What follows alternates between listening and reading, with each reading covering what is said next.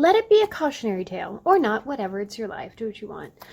What's up, my good vibe DJ crew? You know how we do here on the tube. Today I want to talk about complicated relationships that are not so complicated. They're actually screaming in your face all the red flags, but we're just ignoring it. Maybe you are in a business relationship, could be a DJ duo, could be a music producer trio, it could be you and another establishment trying to throw parties together. Maybe the people around you are looking at that relationship and just baffled. Like, how do you make it work? How do you make it work with that person? And your thought is, well, I mean, it's complicated, but I know how to navigate their emotions. I know how to tiptoe around the eggshells that they've scattered across the floor. Maybe for you, it's become this skill you've had to pick up to ensure that things got done without upsetting the other person. And while you might make amazing music together, you might throw fantastic parties, you might also notice that you're exhausted by the end of the day because you have so many more responsibilities than you should have just trying to manage this person while managing the other projects going on. And that is a big deal. That is a big freaking deal. But people normalize it all of the time because if they're successful, if their careers are going really well, they just kind of justify that relationship. If you're listening to this, you're hearing about these red flags and you're still not convinced that that's what kind of relationship you're in, there are a few ways that you can figure it out. Are you ready for it? First things first, you are going to have to stop enabling them. If they have work to do, but you end up being the one to do it, you're going to have to stop. You're going to have to set those hard boundaries and put the expectations on the relationship as to where you think they should be, where it's not going to completely stress you out because, again, you're doing all of their work. You need to set those hard boundaries. And one of the things that may or may not happen, one, they could get really upset with you for setting those boundaries, which is usually a big red flag.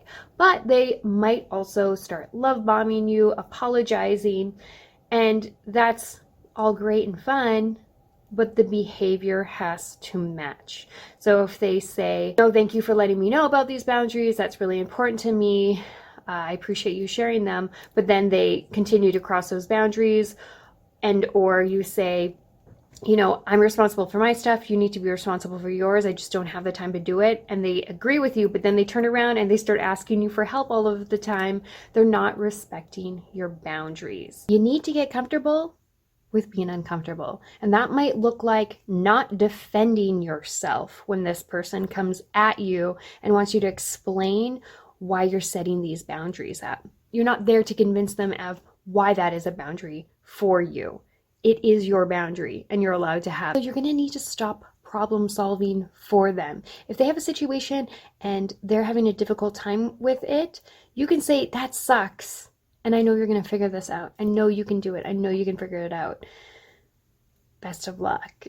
And support them in that way. But we have to stop enabling people and trying to fix all of their problems. If this person is a ticking time bomb and you know that doing all of this is actually just going to make them turn around, start a smear campaign against you, push you out of the group, this might not be the route you're going to take. But if you're trying to test out whether or not this is what kind of relationship you have, this might be the route to go. Maybe you need to consider this information for future endeavors, for you to consider whether or not you want to stay in this duo, what that's going to look like, and even setting yourself up with something else to fall back on, to be working towards while you're dealing with this other thing. So if you don't feel like you're in a safe space in order to immediately drop something that's no longer working for you, then set yourself up for success. Make sure that you're protected, make sure contracts are involved, make sure that you do your due diligence and you do not leave this person with anything for them to use against you, if possible.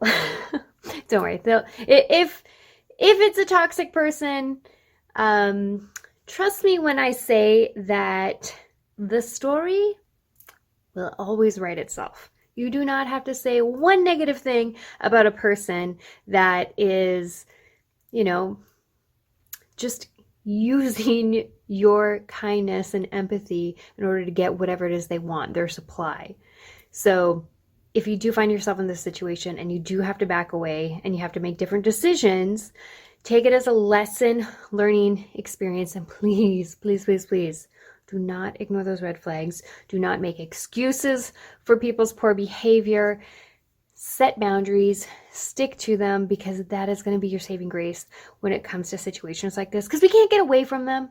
They're going to happen again, but we can do our best to watch out for the red flags and know that we're capable of moving away from those situations in a manner that is safe for you. Hope you found this video helpful. If you haven't already subscribed, seriously appreciate it. You can even click for the notification buttons for every time these videos go up. If you find this helpful and or you have your own advice, please leave it in the comments below. I would love to hear all about it.